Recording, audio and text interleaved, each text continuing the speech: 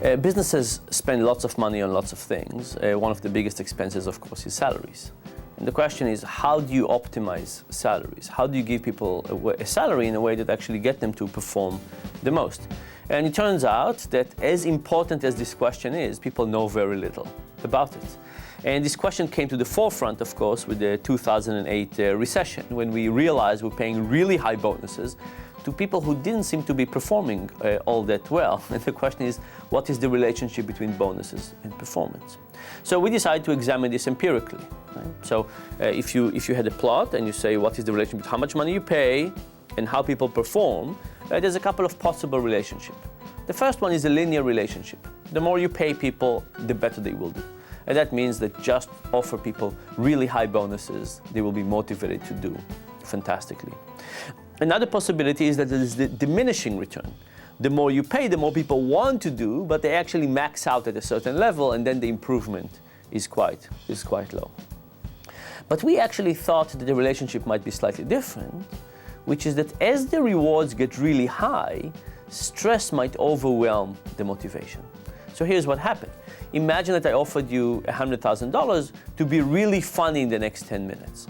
The question is, what will that magnitude of bonus do to you?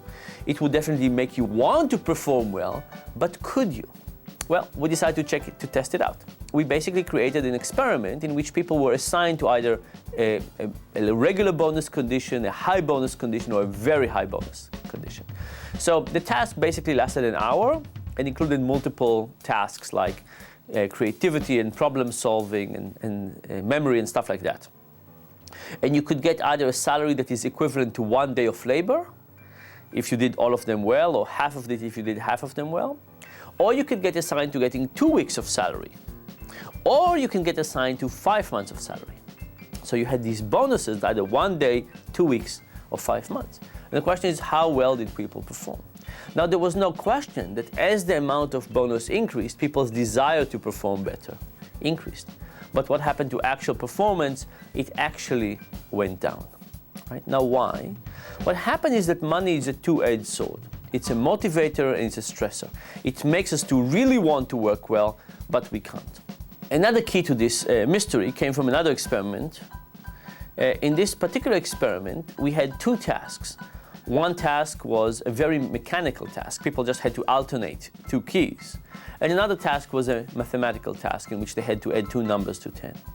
And what we found that as long as the task was mechanical, more salary, more bonus meant higher performance. So there's no question that in the realm of just doing mechanical stuff, like if I asked you to jump, if I paid you $1 per jump, you will jump a little bit. $1,000 jumps, you will jump a lot.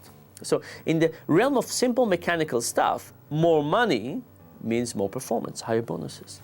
But what happens in the realm of tasks that have to do more with thinking and concentration and mental activity? Will that result hold? Well, it turns out it doesn't. In those cases, the more money, we actually get to improve a little bit, and then at some point it backfires. And the way to think about it is that while we can control our muscles of our physical organs, we don't have the same control over our creativity and thoughtfulness. And if you say to yourself, I have $100,000 here, let me try and think harder, let me try and focus harder, those attempts to think about the money will actually make it less and less likely that you will be able to do it. And as a thought experiment, consider the following. Imagine you had to go through a delicate brain operation, and you could offer your surgeon, you could control the mind of your surgeon while he was going to think about while doing the experiment. Would you like him to think about your bonus? Would you like to offer him $1 million if he does it, and to promise him you'll sue him if he fails? And would you like him to basically spend half of his time during the operation thinking about how wonderful it will be to get the bonus, or how miserable it will be to get sued? Most likely that's not what you want. You would want your surgeon to fully focus on the task at hand and try to basically do his best while not thinking about the reward. And that's really the problem. And I think that in many cases, rewards are wonderful and we can motivate people. But at the size of the bonuses we give in Wall Street, I think they have more downside than upside.